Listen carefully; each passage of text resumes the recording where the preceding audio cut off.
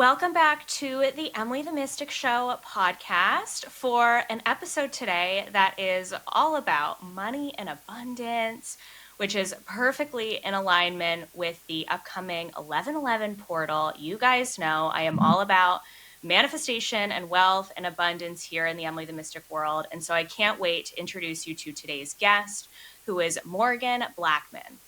Morgan is a holistic wealth coach, writer, and speaker who helps soul-conscious women confidently build wealth that's in alignment with their values, vision, and energetic design. Her signature approach blends spiritual insight, wellness practices, and practical financial strategy, empowering clients to reach higher forms of alignment while healing from the emotional blocks that often stand in the way of the abundance that gets them there. Ooh, I love it, Morgan. Welcome to the show. Thank you. Thanks for having me, Emily. So excited. Of Oh my God, of course. And can you share with us where you are located so we can get to know you better? course, yeah, I'm from Toronto, Canada. Right now, currently though, I'm living like an hour north of Toronto, but yeah, just say Toronto I, to make it easier. oh my God, yes, love it. And can you share with us your astrology, sun, moon, and rising? So I'm a Capricorn sun, Leo moon, and Gemini rising. I feel like the Capricorn's gonna make sense as I continue sharing a bit I about my journey, mean, but yeah. the Capricorn makes so much sense with what you do. Yeah. And, as a Yeah. girly on a business and wealth journey myself, I know that I need people with that earth sign energy in my own life to help me stay structured and organized. So, yes, Practical. Yeah. practical. And what's hmm your human design type? Manifesting generator. Yeah, Perfect. Manny Gem. I love it. So, can you tell us a little bit about what you do in your own words? Yeah, so being a holistic wealth coach, I like to say it's really just blending the two worlds of finance and wellness together. Most of the time, you'll hear, if you're seeking out a financial advisor or some sort of expert or coach, it's really strictly on the financial side. And which is great. We do need to understand the practical aspects of budgeting and investing. But I found at the time when I decided to start coaching that there was little of a blend of, mindsets and how the other aspects of how we live our life really has an influence on the way that we interact with our finances and make financial decisions. And so, yeah, I felt like I'm not only a coach that's helping you to invest and have your money work for you, but also, really how can we live life on your own terms through looking at some of the other aspects of how you're currently living it. And, how do you take care of yourselves, mental, emotional, spiritual wise, so that you can have the best outcome when it comes to managing your finances and like really living life on your terms. So that's how the holistic wealth coach sort of term came to be. Yeah. I- And that's a And lot of the I work I do. And I love that because I feel like we really need that here in the spiritual space. hmm I find that it either goes one way or the other. Either we're so up Exactly. in the clouds with money and we're like dreaming and manifesting it and we're like in the 5D, or we're so Yes. practical and down to earth that there's no space for the Force. fun, the fun aspects of the Exactly. manifestation journey. Exactly. Yeah. And I think it's just, just being spiritual beings, having a human experience. I think it's important to learn how to mesh both worlds or navigate through both worlds together and use the two to create the best outcome. So yeah, that's primarily what I try to do. So, how did we get here, Morgan? Take us through the journey. Mhm. Oh my goodness. Okay, so I always say there's like two sort of versions or stories. I have like the finance story and then I have like the wellness story. So, I guess the wellness story, since this is more of a spiritual podcast, everything happened in university. So I would say like maybe first, second year university, I ended up in this like toxic situationship. And it was like my first like love blueprint experience ever with like men. like high school, never had any experiences dating or anything like that. So, university, it's like the first time I'm away from home. I'm now finally being able to like navigate my own sort of like dating experiences, friendships, etc. Anyways, end up in this like really toxic situationship. And I think a part of me coming out of that was sort of finding myself. I think I lost myself so much in that relationship and trying to prove my love to someone else or feeling like I needed their validation in order to feel worthy. And so coming out of that, it was sort of like, I never want to end up in something like this again. Like, where did I go wrong? How can I, hold myself accountable as well and ensure that the next person that comes into my life, yeah, will just obviously treat me better, but also how do I treat myself better in order to call that in? And so I kind of started going down this road of like looking at all the different areas of my health, um, and just life. So this is kind of like where the holistic aspect comes in. And yeah, so I started like focusing on my diet. I was eating really bad. I had like really bad acid reflux in university. And so I tried like for a few weeks to cut out dairy. And then I noticed like significantly my symptoms like went away. And I'm like, oh, okay, cool, interesting. Let me cut out meat. And I just felt better. Like, even though my symptoms went away, I also saw an increase or significant improvement in other areas in terms of just mental clarity, just feeling lighter. Um, I started going to the gym for the first time ever. I signed up for a membership and I started doing yoga classes. That was the first time I was ever introduced to, Eastern sort of practices and rituals for movement and mind and body. And it was there that I also learned about meditation and breath work. And so I started to carry a lot of these tools and rituals home with me and started to build these like habits over time.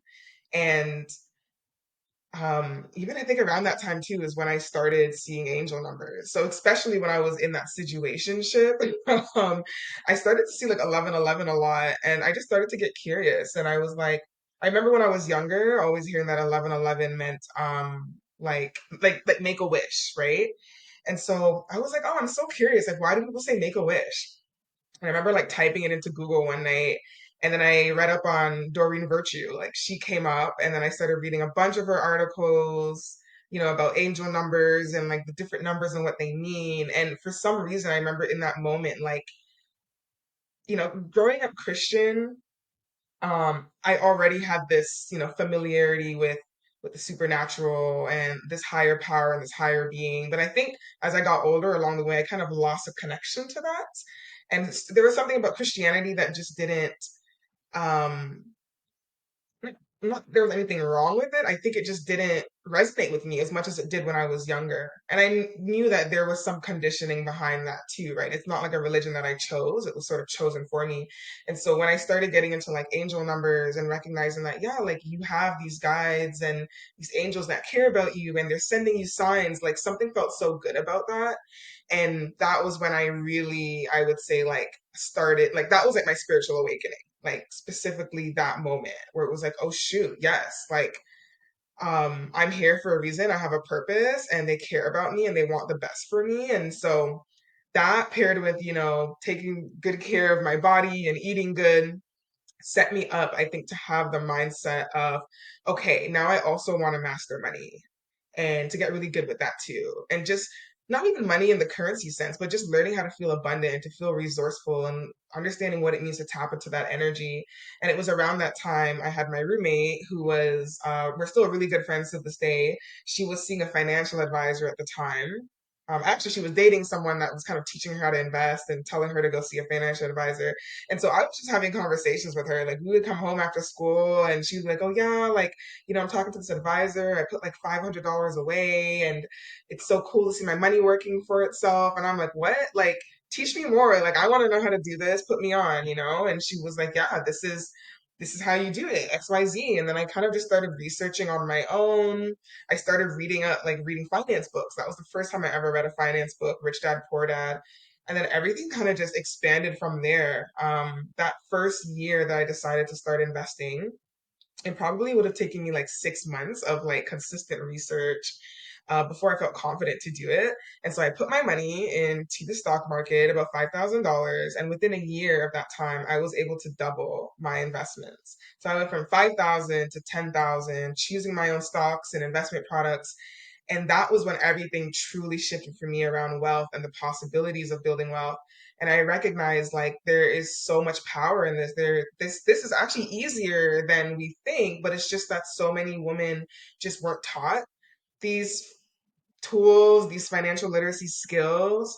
And that you don't have to come from wealth in order to build wealth. And I realized that like a lot of wealthy people that we see today, that was also their story. They weren't necessarily born into wealth, but they were able to have their money work for them and to maintain that over the long term.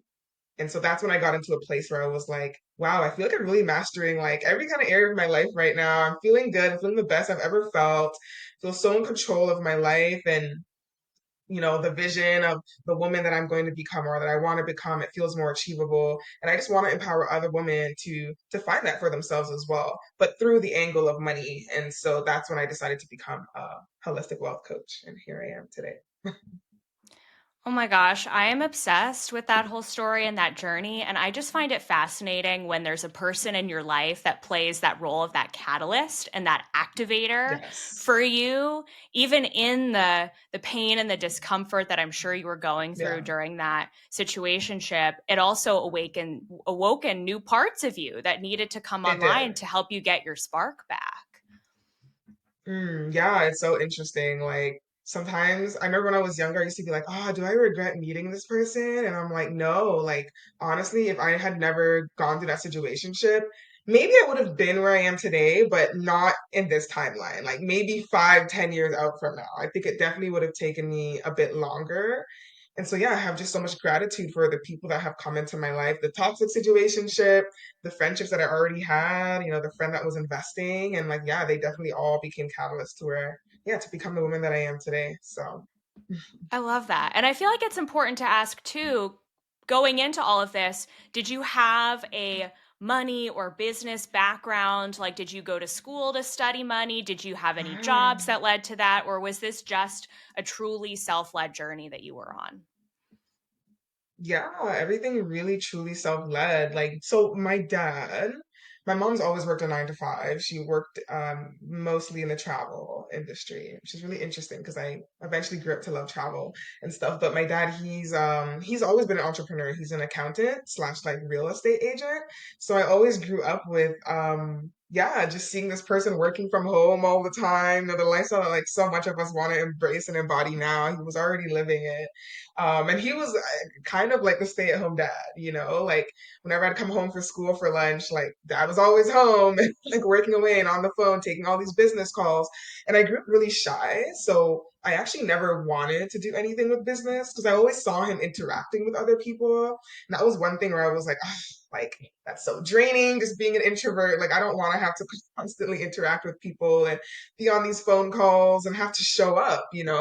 So I was always like, yeah, I don't know. I don't see myself being an entrepreneur. But yeah, definitely seeing that from being young was it is inspiring now to look back in hindsight and to know that I had a bit of maybe that influence at such a young age and just seeing a different dynamic within a household. Because usually it's like the other way around. Like maybe the mother is usually staying at home and the father's out there making his money and it's like a 9 to 5. But yeah, it definitely looked different.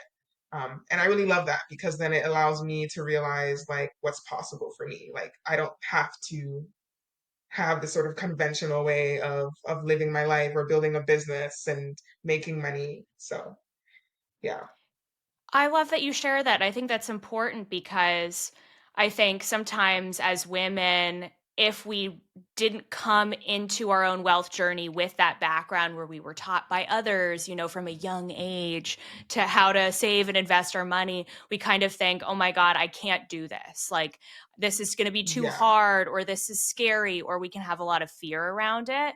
So I love that you came into this journey later in life and really it was organic, learning about it on your own, but also building on what definitely. you learned in your childhood and what you witnessed in your parents. I mean, that's also really cool to hear Yeah. too. Yeah, and I would add like, so I mean, my dad and my mom both being immigrants, I think they just, did the best with what they knew. And I think for them, their idea of building wealth was obviously buying a home. I think that's sort of the case for most people, right? It's like go to school, buy your home, and have kids and then retire. So they were really successful at that. And real estate is a viable investment strategy. Not one that I particularly focus on. I particularly focus more on stocks, but that was one aspect of building wealth for them. So I think my dad didn't really teach me how to invest or the importance of investing in the stock market because I think he just found a pathway that he just stuck to and what he was familiar with.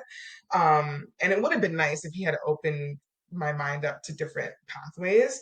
But yeah, it was really just me having to come to my own understanding on my own. I would say one sort of money story, I guess, in my childhood that I did pick up was that actually money was kind of stressful because my parents fought a lot about money. So even though my dad was sort of the money man in the household in terms of his career, being an accountant and stuff like that, there was still a lot of financial mismanagement and a lot of stress around how particularly my dad, I'm going to call him out on this one, for mismanaging finances. And so, yeah, I grew up kind of seeing that money was important, but also it's important because if I don't get my money shit together, like this is what it can cause. It can cause a lot of friction in relationships. And I think that's kind of what forced me to kind of end up in a career where I do focus on money because it's like, yeah, I don't want money to be a source of struggle or distress in my life. And so I think I just put in a lot more extra work and effort in order to counteract that. Yeah, totally. And those childhood money stories can play a big role, right? And our own perceptions and beliefs with money. What are some Yeah. common things that you see with your clients that are Oh big, gosh. maybe energetic or Yeah. emotional money blocks? I would say there are like four kind of main stories that I or patterns that I've seen amongst the women that I've worked with. One of them is just that there's never enough money to go around. It's sort of like that scarcity mindset. Like there's a limit to how much maybe you can always make or earn. And another one would be that rich people are evil. That one's a bit more of like a collective sort of um money story, like especially right now in a world where we, continue to see increasing inequality, the rich get rich, the poor get poor. So it's very easy to paint this picture that all the people on the other side that have immense wealth are evil or bad for having money. And so subconsciously that can sometimes limit you from wanting to have more money because you feel like if you become that rich person, that's how other people are going to see you. So you subconsciously actually try not to build wealth. um, and then, yeah, I would say those are like the biggest two. Not having enough, feeling like everything that you do is kind of pointless or meaningless. Like you're never getting ahead. You try to save, and it's like the more you save, then something happens, and then you end up back in debt. You just continuously try to get ahead, and it's like this. Yeah, I just like kind of just feel like money is always against you, and it's not really working with you or you're not working in flow with it. And then the rich people are evil kind of story. Those are like the biggest two, but there are a few others. Yeah, totally. I know for me, a big one in my own life was that I grew up in a, I was, I grew up in a household where I had all of my needs met. I'm very lucky to be able to say that. And also, because there was money to have my needs met, my parents would just go to a store and use their credit cards for everything. Right. And there was no question about, where the money was Yes. coming from. There was money to go to the movies. Like, again, very fortunate, very grateful, but I was not taught how to manage that money or what to do with my own money. So as an adult, when you learn to just swipe the credit cards for Swipe the card. Yep. everything, right? Oh my gosh. Yes. That can Well, also get you in that's trouble, exactly right? Mm-hmm. Yes, that's exactly the issue that my father had. Like it's using credit to fund the lifestyle. So like you said, when I was younger and I'm always getting the gifts that I want under the Christmas tree, maybe we're traveling once a year, every other year or so. So like I had my basic needs met. I didn't understand why there was so much conflict. And then it was as I got older, I realized that a lot of the spending was on cards that you Yeah. inevitably have to pay off at some point, and then it gets stressful when now you have to meet this minimum um um what's the saying of the yeah, like the minimum monthly payment, and Yeah. it's reaching $500,000 a month, and it's like now you're spending more money paying back the bank than on other necessary bills and a mortgage and other things that are just as important. So yeah, Oh my gosh, totally. We all have our own childhood stories and so forth with money, and I think it's so important to take a look at that because that really shapes your own behaviors and patterns, right? for sure. Yeah, I think for me, like debt is something that I eventually started to take on myself before even getting to a place where started investing and like really making shifts in my money. I definitely wasn't much of a saver. And then when I did get my first credit card at the beginning of university, that's yeah, mainly what I relied on, either government loans. Some of those had to be paid back, some of them were grants, but then everything else was like normally just on my credit card. And then I would just ensure that I had enough to pay the minimum monthly payments, but still there was this like overwhelm of like eventually not even with just credit cards, but once I graduate, I'm gonna have all this debt to pay off for student loans. And like, how am I gonna do that? Like, I'm not even sure I'm gonna be guaranteed a job. And so that was like one of my biggest worries coming out of university, going into university and also coming out of it was like debt. That was like the biggest sort of hurdle I felt like I was gonna have to overcome. And that's really like one of the biggest hurdles for most people, whether it's car loans or dealing with student loans or just credit card debt. And then credit card debt is like the worst one to get into because the interest rates are so high. So you really have, that money eating away at you or kind of working against you. And you have to work much harder to pay that off than any other kind of loan. So yeah, just I think that's also why, investing became so important to me, just seeing that it was interest working for you instead of against you, and kind of battling it from the other side. And yeah, like I did know in university that like there was going to be a way out, but the debt was still scary. That is still scary. So, so what would you tell someone listening right now who may be in debt and may have a lot of fear or shame or worry about that? Like, how would you Yeah. help your clients navigate that? Ooh, I think the most important thing to do when it comes to debt energetically is to sort of make peace with it. Because I think a lot of the times there's a lot of guilt and shame that comes with having any kind of debt. And I think it's just realizing that like the awareness of the situation that you're in and knowing that tomorrow's a new day, you can start over. Yes, you may have had bad habits in the past, but it's never too late to change things around.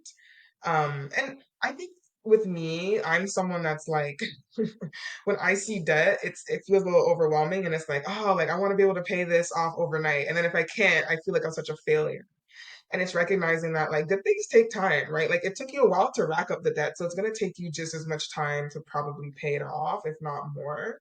But I think yeah, just forgiving yourself energetically, creating that clean slate, and being like, okay, tomorrow I'm gonna incorporate one good financial practice or habit in regards to managing my debt. And whether that's, putting a little bit more down than the minimum monthly payment for that month, or maybe increasing your credit limit on a card so that your credit score can kind of go up a bit. Or, even asking for help, leaning on community, seeing if there's other ways in which people can support you. So yeah, I would kind of start there when it comes to debt. And from a practical lens, do you recommend that if you are navigating paying off debt, do you recommend investing at the same time, or do you recommend Oh, solely yeah. focusing on the debt first and then saving and Right. investing later?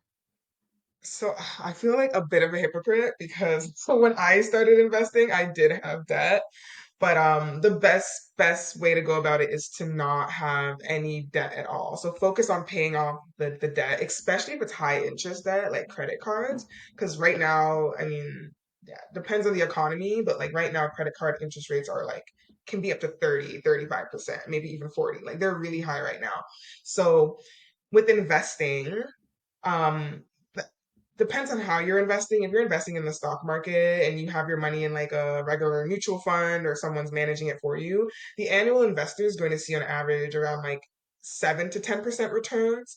So if you're seeing 7 to 10% returns, but you have credit card interest that's at like 30%, it's kind of canceling out all the money that you'd be making from your investments, the returns on your investments. So you could invest, but like really, what's the point? I feel like it just makes more sense to put more of that money on paying down that debt and then kind of like starting with a clean slate, now putting all the extra money into your investments and really seeing um yeah, just like the fruits of your labor versus like it just continually canceling out and it doesn't like you're not really seeing the returns anyways. So that would be my suggestion. But I did personally, like I started investing and then it was like once I did start investing and I saw like really good results, my next biggest like um plan was to pay off my debts as soon as possible. And I probably paid off most of my debts within the span of 3 years. So I paid off my debts and I also built up my investment fund to like $40,000 all kind of at the same time. But I feel like it would have been probably much better if all that money that was going towards my debt was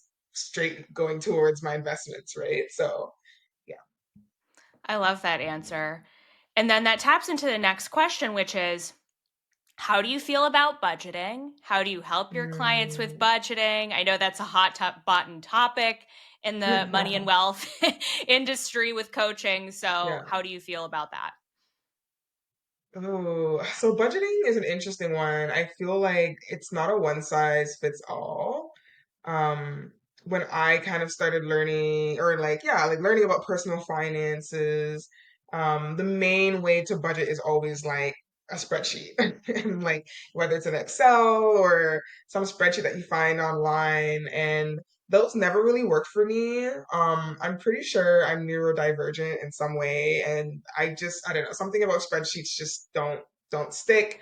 I'm not there are some people who are like really into the details and my Virgos out there maybe would love a really good spreadsheet, but what I've come to learn is that there are so many different ways to actually budget, and yeah, they don't look like conventional in the ways that we've always been taught. So for me personally, I'm someone that intuitively budgets. So because I don't have much expenses, a lot of my expenses are fixed. It's very easy for me to know like what's kind of coming and going each month. And my main focus as an entrepreneur is mainly just like the income, like bringing in as much income as I possibly can. Because my expenses are a bit fixed, I can work with that. So I usually just use like my notes app. Like I kind of just have like I have my notes app. I have a bit of a wealth tracker sheet that I use, but I don't go into it often. It's mainly just to like, if there's any big shifts in my life when it comes to finances, income or expenses, then I'll go in there and like revisit it, maybe like every quarter. But on a day-to-day basis, I'm usually just like in my notes app, just like making small notes. Maybe check this card to pay this off at the end of the month, or increase your credit limit on this one, and just like small like reminders to myself around my money and around managing it. One thing that I've come to really love in the past and that I've recommended to my clients are budgeting apps, which are so much more convenient because you could just link up your all your different cards, your credit cards and your checking accounts, and and it will tell you what's coming in, what's going out. It will create the budget sheet for you. You can see in real time the analytics and the charts and where all your money is going. A lot of the times it even funnels it into like different categories. Like, okay, this month we spent $500 on food and like maybe $200 on entertainment. And I think that's a really good way to a lazy but really effective and efficient way to manage your money without it feeling overwhelming, because all you have to do really now is just show up, just making sure that you regularly are looking at the numbers. So yeah, I think for some people, spreadsheets work really well, apps, and I think it's just trying different things to see what works for you. Like I've seen people do like stuffing envelopes with cash. Like I think they take out, a certain amount of money for the month, and then they have envelopes for different expenses, and they just stuff money into it, and then whatever's left over can go towards like their fund spending or paying down more of their debt or putting it into their savings. So there's so many different ways to do it. It's just really experimenting and feeling out like what feels good to you. And for me, I'm more of like an intuitive budgeter, but I think I've been managing my finances long enough to feel good with that. I probably wouldn't like recommend someone to start off like that. Like really get used to looking at your money, get comfortable looking at money and feeling safe with it.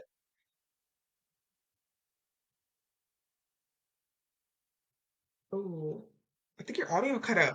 I don't hear you. There we go. I love that Okay. advice. I feel I'm a Pisces, so for me, the spreadsheet situation does not quite work. It's never worked. I've tried it a gazillion times. I can't do it. Right, But still, keeping track of my numbers, I do the same thing in the notes app of my phone so that I know what right, is going out from a business expense standpoint, what's going out from a personal expense standpoint, and then how much I need to bring in every single month in order to be able to make that work. And that's been what is right. working for me. So I love that. Nice. Yeah, you have to find what works for you, right? Exactly. Yeah, definitely. And then when it comes to someone who's maybe ready for the investment strategy piece of things, who's like ready to start building their portfolio and ready to start building their wealth, where would you recommend that they get started there?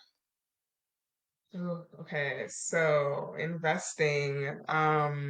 One, I always like to say there are different ways to invest too. So I think whenever we hear the word investing, everyone rushes to the stock market. But just to be mindful that there are so many different ways to invest. You can invest in crypto, you can invest in real estate, you can invest even in artwork.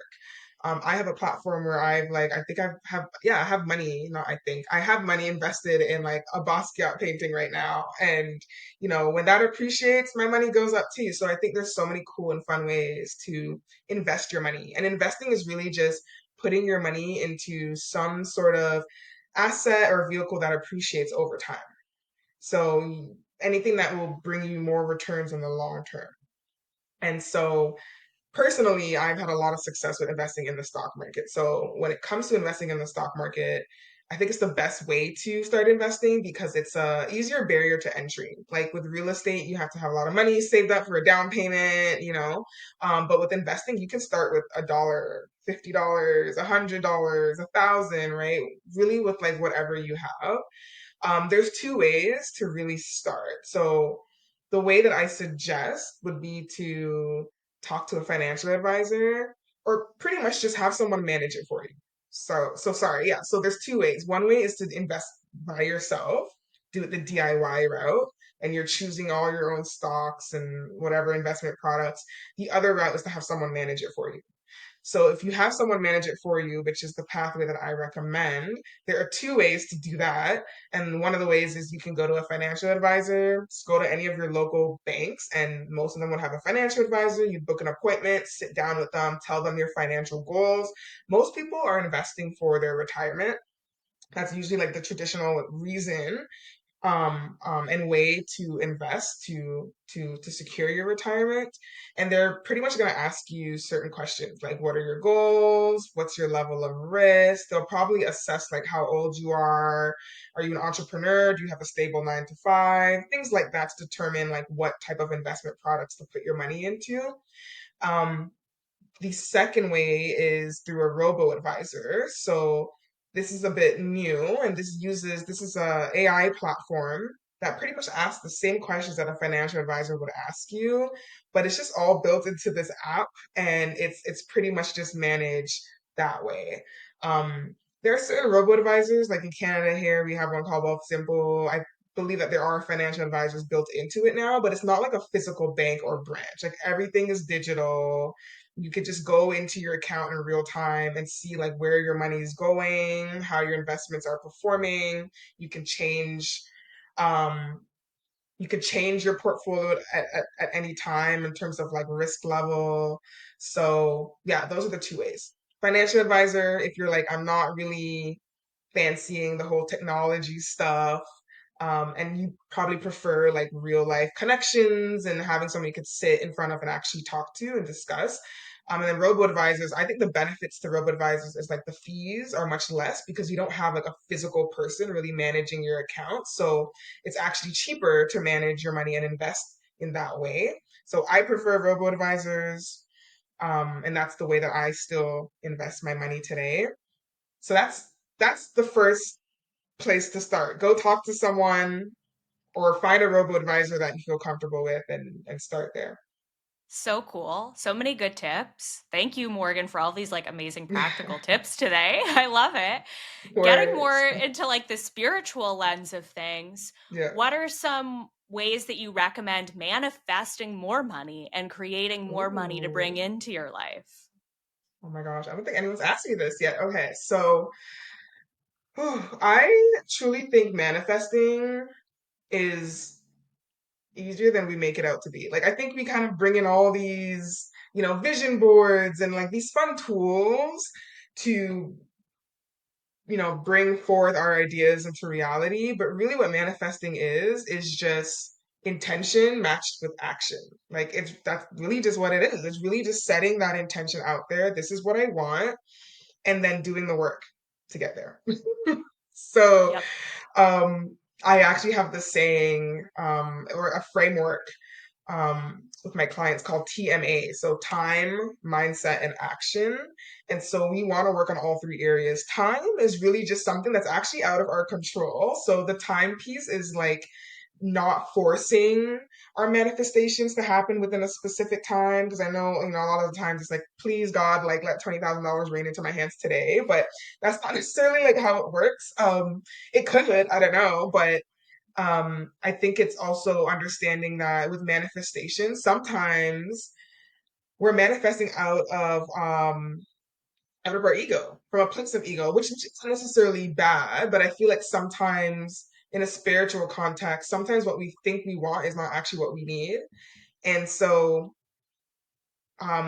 especially in the spiritual realm, a world where a lot of the times people feel like there's something wrong with them when they're not able to manifest something. I always say maybe it's actually just not meant for you. It's not that you're manifesting wrong, but if something is meant for you, your spirit guides, your ancestors, your angels, like they will ensure that they will carve a path for you to get there if it is for your highest good and in your alignment. So yeah, I always say time, co-creating with the universe. It's not just you being like, this is what I want and that's it. It's you are still co-creating with a higher power. And then your mindset, what are the limiting beliefs that are still creating resistance towards, bringing this idea into reality? Um, your energetic frequency, where are your vibrations at, how are you feeling on a day-to-day basis? Are you, really struggling with anxiety, a lot of depression, anger, frustration, stress? Like that kind of takes you out of the frequency of being able to call in to it is what you want into your life. And then the action, like what are the everyday habits that you're, incorporating into your life towards achieving these goals? Are you truly showing up or not? And can you be honest with yourself? And I think once you get all three of those in alignment, then I think it's much easier for things to sort of just come into your existence.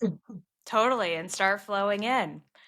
Are there any Yeah. major money blocks or resistances that Mm. keep coming up for you with your clients?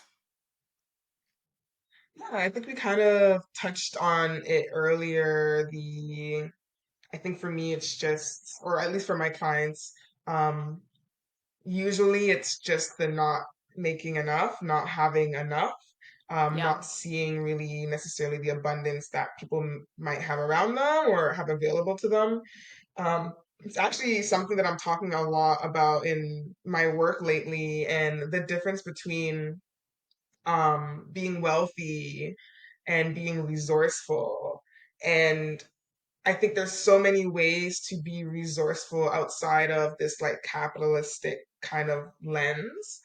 Um, because to be wealthy within a capitalist lens is all about what you have in your bank account. And that's how you determine how well off you are.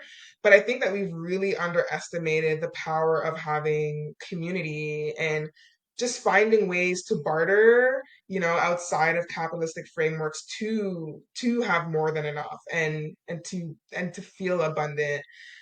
This great example that I love to use is I was in New Zealand about 2, 3 years ago. I'm very much a digital nomad, so like I'm never in one place for too long. But was in New Zealand. I was like walking downtown Auckland one afternoon, and this girl was handing out like this card for like a yoga event, and she was like, you should come by this evening, there's going to be free food. I was already sold even before the food because I just love anything, wellness and yoga. And she's like, there's going to be a monk that's going to be coming to talk and to speak. And I've like never spoke to a monk before or like sat in the presence of one, so I was like, okay, yeah, like I'm definitely sold. Anyway, so I go to this event, and at one point, the monk was talking about like how he doesn't accept donations. Like he's not allowed to accept money. Like they don't get paid to come and like do these events, right? And I was like, oh, that's so interesting. Like he's not partaking in like capitalism, really. Like he's not, operating within that system, yet he's still able to be resourceful. And he pretty much was just explaining that like everything is pretty much prepared for him. Like everything is covered for him, whether through like the donations of people like us coming to show up for these events, and it goes through maybe like a handler or someone that's managing it for him. But I was thinking like he's traveling around the world, he's doing these different speaking events, like even to like pay for like plane fares, like where is he staying? And he's like, community. Like I have family, or friends that I stay with, or people that are hosting these events. I stay with them, and they have a community of people that maybe are bringing food and other resources for him to feel like cared for. And I'm like, wow, that is such a beautiful way of looking at it, outside of conventional means. And I think that's something that I really want to encourage people to look at, like how can you lean on community in other ways outside of capitalism to feel resourceful. So yeah, that's going back to some of the money blocks that I see. I think a lot of people struggle with feeling abundant and like not feeling like they have enough. And I think that's kind of where I come in to show them like, hey, like here other means or avenues or pathways for abundance, and to feel better off and to feel well resourced, even if you don't see that being directly reflected in your bank account right now. Oh my gosh, yes. I love that answer so much. And I think, especially in the entrepreneurship business space, we focus so much on the how can I make money in my business that we forget Yeah. about how can I build community in my Hmm. business? Because actually, That too. technically, when we are creating money in abundance and bringing money in abundance into our business, it comes through our clients, our cherished clients and customers, Exactly. right? And Yeah. so if you are Yeah. taking the people out of the business, you're totally separating yourself. You have no business. You have Exactly. no business, right? Yeah. And it Exactly. sounds so Exactly. obvious, but I think it's often forgotten about. And I think it's so Yeah. important, like what you said, to remember that you can be so resourced and supported through your community, and not just through the sales that Yeah. you make, but also by the Exactly. connections with people that you make that can support your business in other ways too. Yeah, and I mean, so I have clients too that are on the other end of it where like they are making really good money, and it's more so of like I feel like I could be making more, like there's probably still more available, and that's kind of more they're in the stage of like definitely abundance where like they don't see much limitations, and they feel like there's this sense of yeah, like there's still more available out there. And like, how can I build more wealth that I probably just don't have any knowledge of? And so they come to me, and then I'm like, oh yeah, here, like you could be investing more of your money in this sort of market, or maybe have you thought about putting your money here or shifting this around your portfolio? And yeah, there's just always money to be made, and it's just really getting creative. It's really being aware of the different resources and tools that are out there at your disposal in order to like mine that and to discover that. So that's yeah, that's really the biggest one. It's like I feel like I could be making more no matter like at what stage you are in your financial journey, and like how can I do that? How can I feel like there's more money available to me? And I feel like we should honestly always be asking ourselves that, especially in a time right now, an economy where, AI and there's going to be like really big shifts in the economy and how the economy looks like the next few years. I don't know where capitalism is going to be, right? It might look like a whole different system. And so we're going to have to rewire our idea of like what it means to be wealthy, how we make money, And I never think it's good, even in investing, to like have all your money in like one, like have all your eggs in one basket, to have all your money in like one thing. So even as an entrepreneur, we talk about that, like, as a coach, like there are different ways that I can make money as a coach by creating different offerings, right? But also, right now, something that I'm doing is I've actually started an Airbnb, and that's become another source of income. I'm not putting all my eggs in being a coach, and that's the only way that I make money. It's okay, how can I now, funnel that into different things that also light me up and fill me with joy and, yeah, allow for me to feel resourced, because if one area fails or isn't doing so well in a certain economy, then you can always kind of lean on at least one or two other means of an income. Oh my gosh, yes. Being creative and putting all of your eggs in different baskets. I think that is such good advice. A question that Mhm. keeps pinging me to ask is for someone listening who maybe feels behind with their financial journey, especially Mhm. as women, I think there's so much pressure for us to have the household and, buy the house and have all of this money saved by a certain age and so on and so forth. Yeah, I would love to hear what you would say to a client who maybe feels behind with their wealth journey right now. right. Hmm. Well, I would say kind of similar to what I said earlier, about the debt. It's really just like forgiving yourself at whatever stage that you're at and kind of creating this clean slate where it's like accepting it for what it is, right? Like you didn't do the best with maybe what you knew in the past, but now with this new information that you have, these new intentions, this new vision that you have for your future self, you can create better future habits, right? And make better decisions moving forward. Even someone listening to this podcast, right? Like they found out a few ways today, like how to start investing, how to like pay off debt, etc. So when you have new information, it's really about like what are you going to do with it, right? And so today's a new day, tomorrow's a new day. What is one small thing that you can do towards becoming this future version of yourself, and achieving that goal that you so desire? Um, and I truly don't feel like you're ever really behind. Like I feel like if you knew that you could have done better in the past, you probably would have, right? So that's why I say a big piece of it is really just forgiving yourself.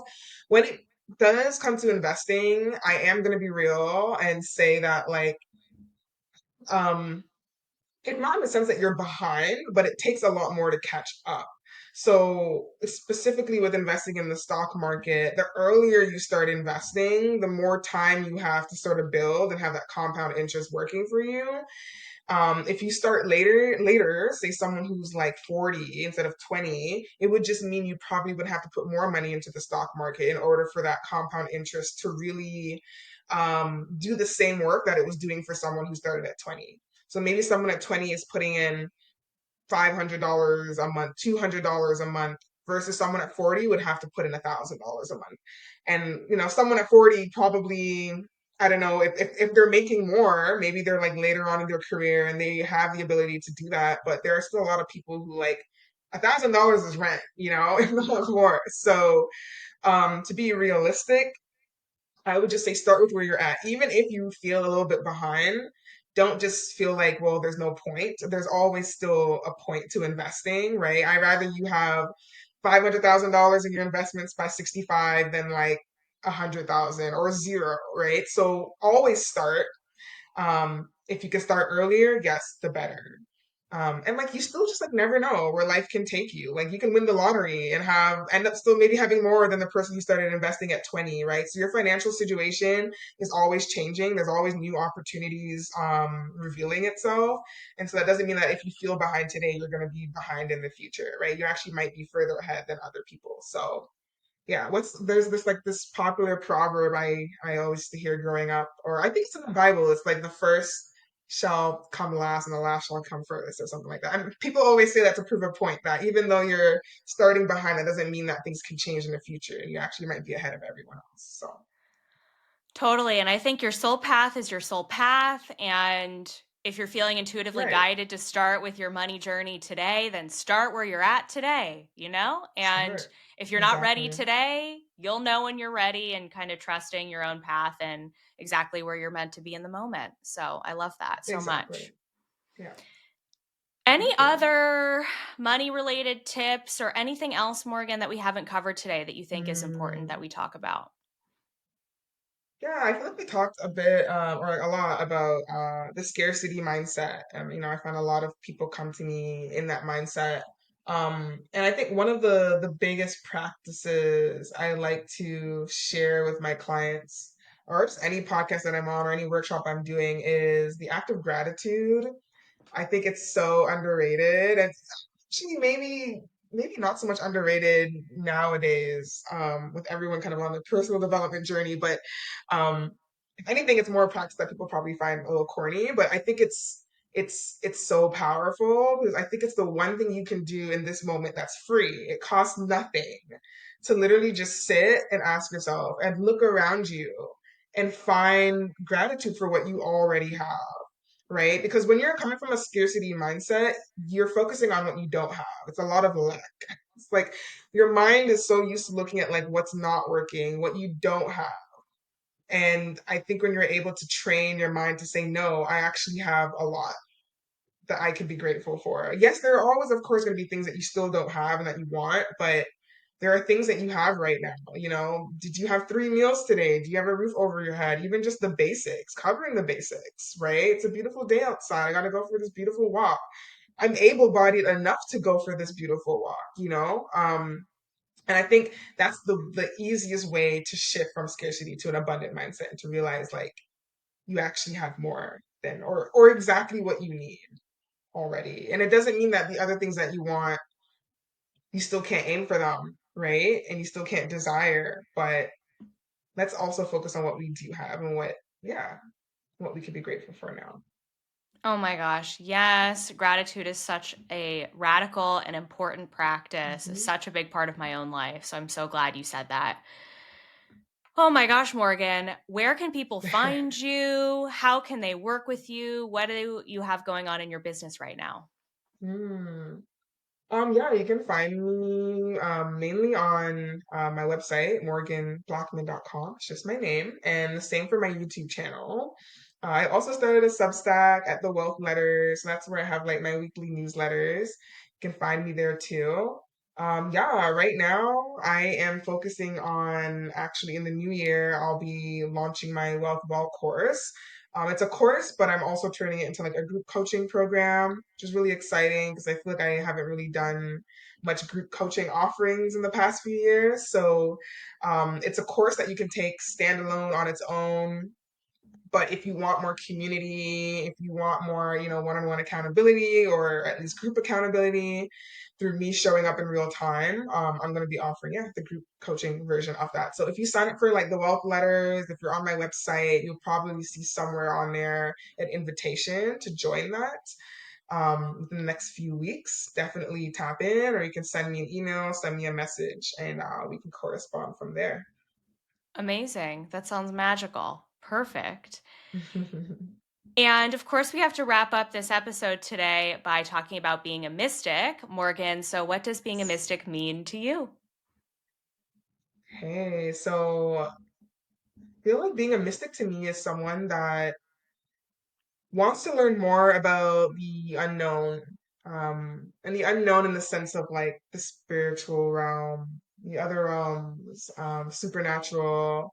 I think for me, especially, you know, um, sort of the journey that I shared earlier about my own spiritual awakening, a lot of that was getting curious and asking the questions, even if I didn't completely understand it, but being open and being willing to learn a little bit more about what I didn't understand.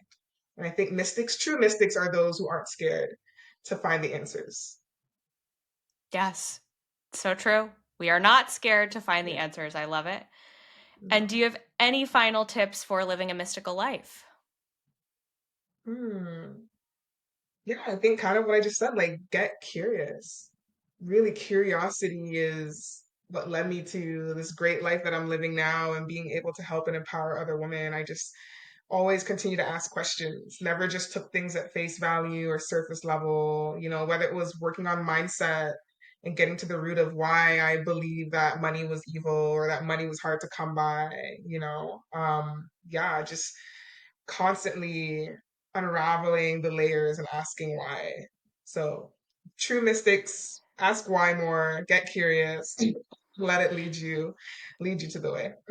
That is such a Gemini rising answer of you. Is it? It is. I love that. My Gemini moon loves that. So thank you for that Oh, answer. It's beautiful. thank you. Well, thank you for your wealth of wisdom today, Morgan, and coming on the show, sharing both the practical and the tangible with the spiritual and the mystical.